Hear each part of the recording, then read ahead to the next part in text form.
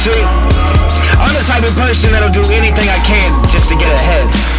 You know, but I'm also the type of person with the luck of a person who struggles to see the greatness that they can achieve, because I'm so strong-minded that when I feel a certain way about something and somebody disagrees with me, I'm gonna go to any level that I can and then to any measure to prove to them that no matter what I believe in it for a reason.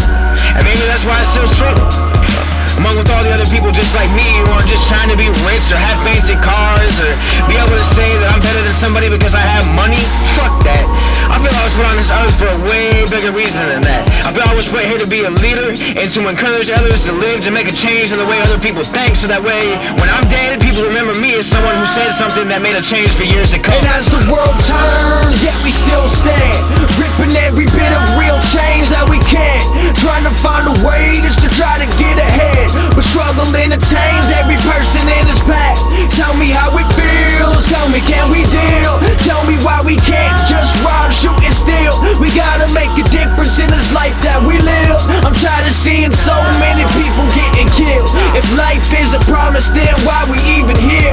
And all these little kids are still starving for a meal, while all these politicians still bathing in their wealth. And yet the question rises how we'll manage all our health. We can't even get into the ER unless we on a deathbed, and that's if the insurance coverage is intact. But yet all the rich, all the ones with the intellect, I think we've been brainwashed by mainstream simplex, and yet we still shun the poor.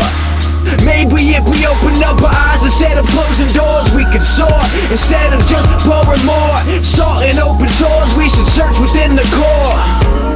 And of course, you know, there are still those people that try and still seem to fail and end up on the streets because they're out of options.